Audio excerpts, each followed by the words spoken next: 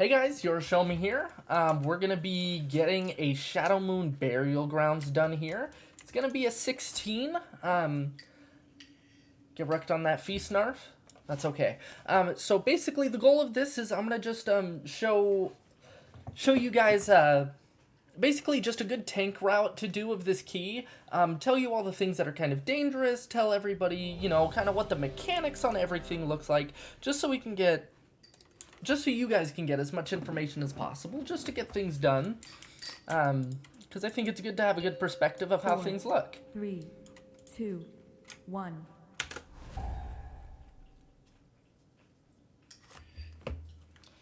Cool. So we're getting right in. Easy peasy. I'm going to reset details.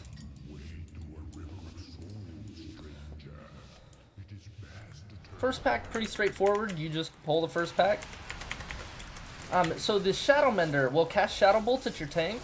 Not a super big deal. It's nice to kick it if you're a DPS. I think the tank should always hold their kick for this Shadow Mend here. That just prevents the Bone Mender from healing. These Bone guys aren't too terribly bad. On higher keys, they hit you with Void Slash, which does a considerable amount of damage. So it's good to have like defensives and stuff rolling on that. Cool. Now that we did that, we can go this way. So there's this pat right here, this Void Spawn. We don't want to ever pull this. This thing is the worst mob in here. So we want to skip it. You always want to go to the left first because there's a Void Spawn that actually transfers between this table that's just right on top of us here. Right here, this sacrificial altar or whatever it is. And so right now it's over on that side. But since we pulled these guys, the guy won't come over here, but if we take too long, he'll eventually come here, and then we can't pull with that thing there. If you do, it's pretty deadly, and it's overall just a huge waste of time. But these spirits, for the tank, they don't really do too much. They, like, jump all over the room, so they're super annoying. As a Death Knight, I can grip them back, just to make it a bit better on my group, to be able to DPS them. For the Shades, I run away, put down a Death and Decay, just to slow them. For these little spiders, they're really great. You pull those, make sure it gets some threat on them, jump down, pull the next skitterers, and then all the skitterers just come down. Makes that pull super efficient for us.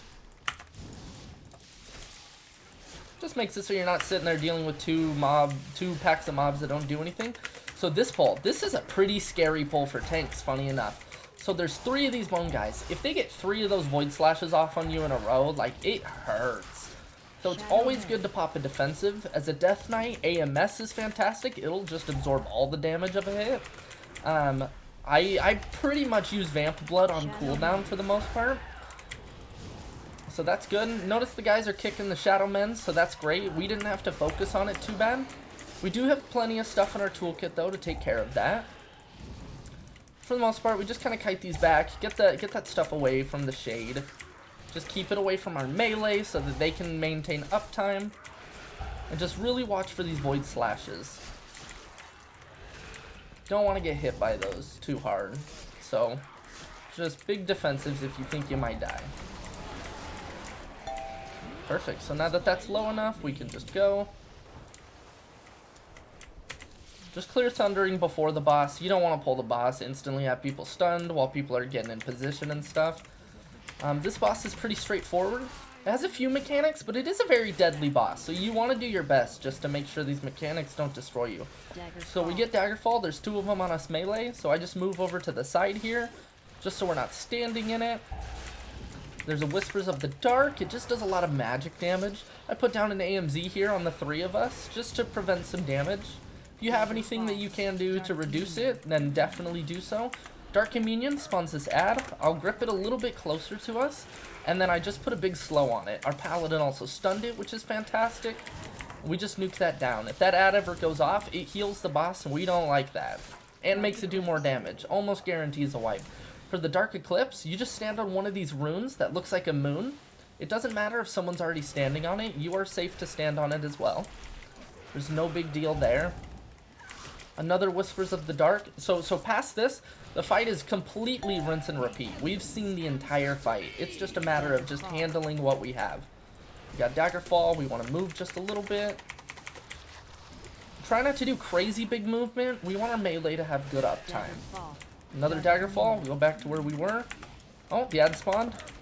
Like I said earlier, you grip it close, make sure to get like a chains on it. Great pally stun. That guy knocked up.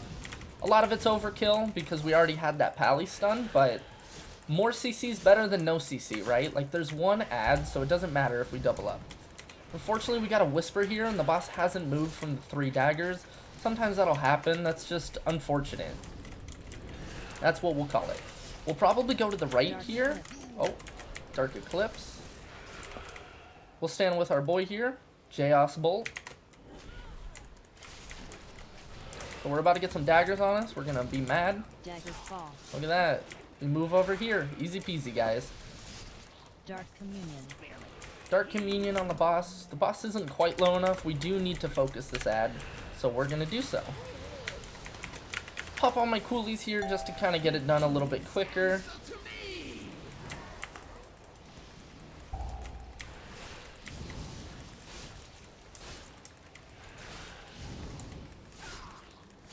Whispers of the Dark again. So you guys notice, it's just the same fight repeated past those few mechanics. They're very simple, but if you mess them up, you know, it's very deadly. There's a dagger right here, I didn't realize, so I just pop AMS. I can stand in it. I'm the tank, so I can just live through stuff like that. No big deal. Boss is dead, so now we're good to go to the next trash pack. So this trash pack is a little bit scary if you mess it up. So what you can do is there's 2 dominators here that are casting. If you don't interrupt them at all, they'll actually sit there and cast forever. Notice this one's casting forever. This one got kicked, so he stopped. So we want to kick the domination on him. This guy's also dominating, so I grip him just to stop it. It looks like the Evoker had kicked, which is really good. So we're not too worried about that. But I always just save my stops for any kind of kicks and stuff, just to make things as smooth as possible. Another domination. That's definitely the most important thing to kick. Rending Void Lash does do a lot of damage, but someone being dominated, they're not going to like that. They're just going to start yelling at people. You get that taken care of. So that's a bunch of shades. Another little thing here. So these runes spawn ads. These exhumers use Exhume the Crypts. If you wait until this exhumer is close to this group, it won't spawn the ads up there. But if you pull it while it's close to those runes up there, it will spawn them. Which spawns these 2 spirits who have a very nasty ability they use called Death Bolt. You need to kick that. It's very important. Like, it will one-shot people. Luckily, our guys are doing a great job of CCing them. So we'll kick the exhumers just to get any casts that are on, like, our friendlies here. If it's on the tank, you really don't have to worry about kicking it.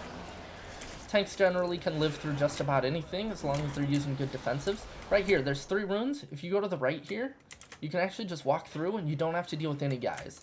Someone stepped on it, it's no big deal. What I'm going to do is I'm going to pull the boss, wait for it to cast, grip it, so it interrupts the cast. Just like that. Makes it super easy. You don't have to pull the boss. That's just something I'm more comfortable with, so I'm able to do so. Void Blast coming out, I pop AMS, I take 0 damage, guys. Taking 0 damage, super important. Makes the healer's job easier so our healer can do more damage themselves. This mechanic here, it doesn't do a whole lot of damage. Usually you'll just run out of it. But if you don't, it's not a super big deal. I can just stand in it and live, no problem. Soul Steal, simple mechanic. You just kill the soul here. Just focus it down. You need to make sure to click it, and then you end up back in the normal world. The boss will continue this ability until he's done casting. It doesn't matter if everyone comes out. He'll just stay in this phase.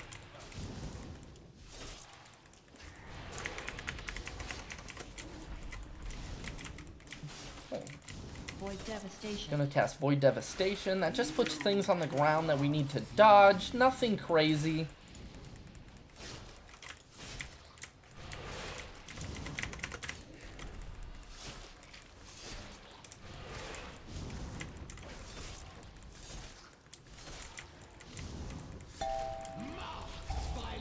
Void Blast on me.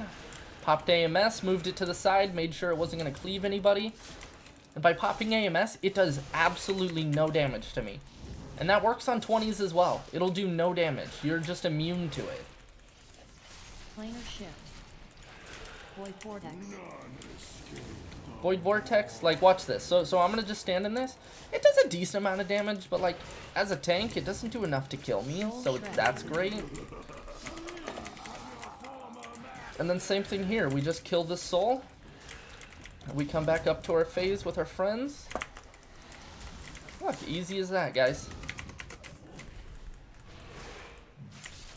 So another little bit of tech here. So when you pull that pack over there, this ad actually spawns. JS Bolt actually knows about it, so we love to see that. So this ad will spawn. If you pull this ad before that, watch this. So the boss dies, ad despawns. You don't have to deal with that ad.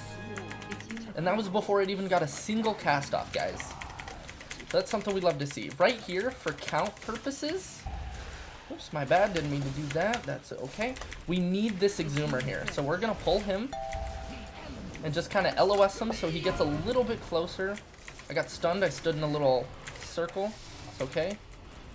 Fortunately, our pally was MC'd there. I was a little bit distracted, but that's A-okay. Nobody's gonna die from it. Do need to clear. Great job, guys. He got MC'd, so I've just made sure to grip the domination. There's a lot of shades here, which is sad, but this guy's a big caster, so we can't really drag it away from the shades. Unless we have kicks. All of our melee ran away. They're still running away. They don't even care. Hey, and that's A-okay.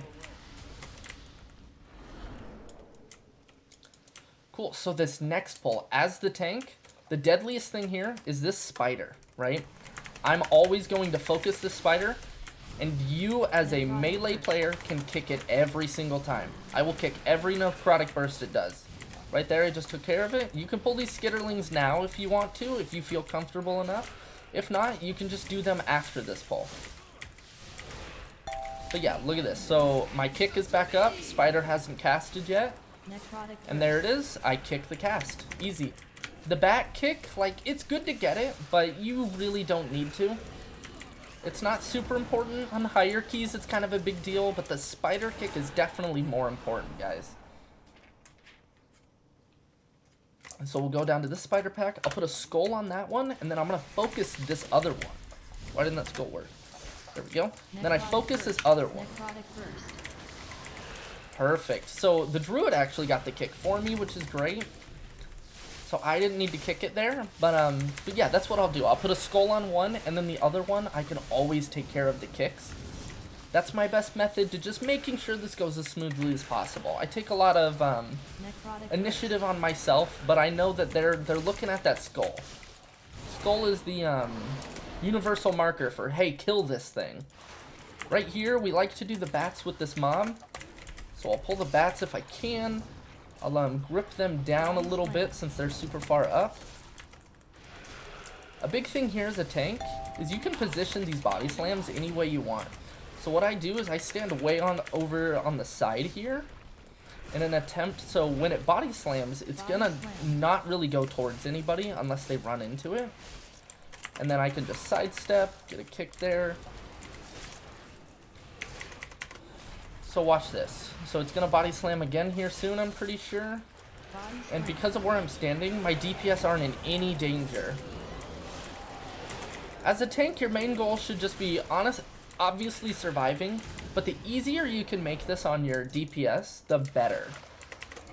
Same thing with this one. I run all the way to this side, so if anybody gets knocked off because of the body slam, like they chose to, right? There's no way they can stand in that.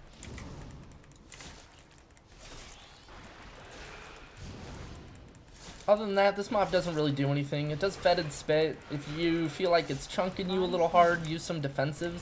I believe it's magic damage, so physical defenses I don't think will work, but I can actually double check. Let's see. What happened to me? Yeah, it's shadow damage, so. Magic mitigation only. Warrior could spell reflect. I can AMS it if I really needed to. Cool, so now we pull this boss. The worst boss in the game, honestly. So I always stand right here against the wall, right next to this wall here. Okay, so since that happened, that's where the circle is. I'm going to stand over here because they're going to be baited to stand over there because of the inhale. As a Death Knight, I have a huge advantage. With Death's Advance, for 10 seconds, it makes it so I can't be forced moved, right? So during the inhale, I can actually just stand wherever I want, which is really cool. The body slam after an inhale will always go towards the middle, whereas the body slam not after an inhale will always focus your tank. So by me standing off to the side here, it eliminates a lot of chances for people to get knocked off. And that's what we're hoping to do. The boss is about to inhale. I have 7 seconds on my death advance. I can honestly just kind of wait it out. Just backpedal a little bit, pop the death advance. Another thing too, if you're getting pulled by this guy, stay on the sides. If you're close to his mouth, that's how he sucks you in. If you're not there, also you can look, you see that little red thing right there? That's where the boss is. That's a good way to see that. So I'll stand here for the next body slam so I can bait it here.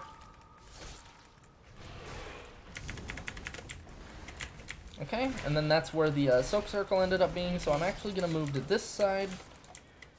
Same thing here with my death's advance. I unfortunately just didn't have it going into the fight, so it's like, it's a little bit delayed. But it's no problem, I can just backpedal.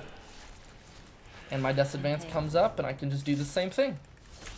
Oh, we move from him, we don't want no one to get hurt. Let's see, and there it is. You see that stuff right there? See, makes it easy. If you play with damage numbers on, you can actually, you'll be able to see that you're doing damage to something. So that's another good way to tell. For corpse breath, if you're worried about it, you can definitely just AMS, use any kind of defensive just to negate it completely.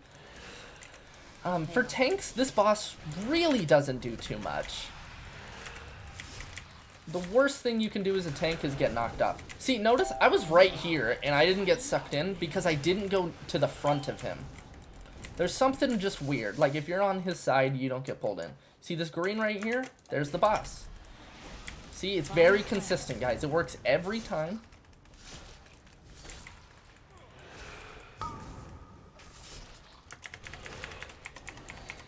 And even though the boss is at 10%, it is a Tyrant week, so I'm going to just use my cooldowns just to kill this thing off as easy as possible. So 5 seconds on my death advance. I'm going to just run against the wall.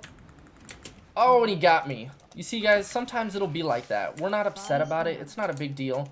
He's in the middle of, like, moving. And you see that? It's not the end of the world. I just failed, right? Body slam. Like, I'm a very experienced player, and I just failed something, but it's not a big deal. People mess up all the time. No reason to get bent up over it. So these spiders, I'll put a skull on that one. And then we'll run in. Just make sure to get aggro. I kick the one with star. The bats are casting, so I'm going to blind them. Just prevent as much damage as possible. Make it easy on everybody that you can. See, they got a couple plague spits off, but no big deal. That's their first set of plague spits, right? Pop coolies again, kick mine. Perfect. And then they killed the skull spider already, right? So it's super easy. We just want to make sure to finish off this spider. Definitely at times where you kite it back and like it'll be a 1% and get a necrotic burst. We hate that.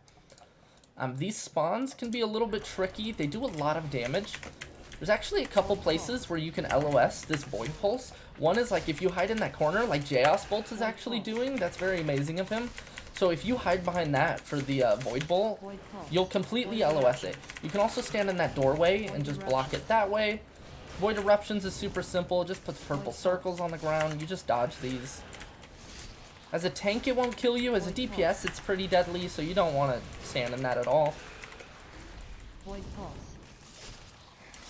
Yeah, big Void Pulse, big Void Eruptions again. Just focus boss. Just make sure to dodge this stuff.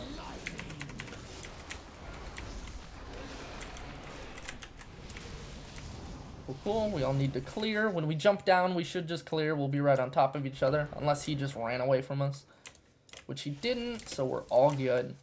Now, Ner'zhul, this boss has something really cool about it, guys. Look at this circle right here in the middle. Do you see that there's, like, these fancy runes?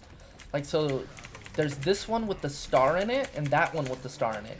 So the skeleton wall will always run across where these arrows are pointing. So the skeleton wall is going to spawn over there, or it's going to spawn right back there, right? I guarantee it.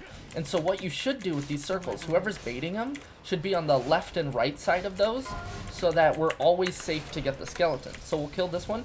Notice that arrow right there? It's pointing straight at the skeleton, which is amazing. If you get in groups where you guys struggle a lot with like people needing to dodge the malevolence, something you can do as a tank is I drag Ner'zhul a little bit so that he'll shoot the malevolence at the skeletons rather than away from the skeletons. Which makes it just easier to dodge, because the melee can just stay on it and they'll naturally back out of the malevolence. You want to stay away from those. They do a lot of damage. They always will target a ranged player, so if you have no ranged players, they go on the ranged, they'll go on a melee, and if you have all melee and just one healer, it'll always go on the healer. Or just whoever's at range. So if you have a DH like dash out at the time that it's going to spawn, it'll go on the DH. Cool, so we'll focus this one. Look at the arrow. See that? It worked again. Like, I promise you, every time it follows these arrows. And so right here, for Malevolence, I'm going to drag Ner'zhul a little bit. They lose a little bit of cleave, but now the Malevolence is at the skeleton, and we backed out of it. Right? Like, we were safe the whole time. It looks a little bit scary, but it is just slightly more efficient. Especially in, like, a key where you just want to get it done. You don't want anyone to die. Like, sure, because of my actions, the boss will die about 5 seconds later, but that's really, it's not a big deal, guys. Because nobody had a chance of getting hit by that Malevolence. If they got hit by that Malevolence, they would have gotten hit by the just purple wall. And we all know that purple wall trucks. Even when you don't step in that purple wall, it'll kill you. So same thing with these guys. We're going to go on this. That death thing is going to go away here soon. And then same thing, I'm going to drag the boss just a little bit in the hopes that it baits on a melee. And it did, so we're looking good. Cool, and I'll always step to the side as a tank. I try to give my melee as much room as possible. Because they're the ones doing the real damage, right?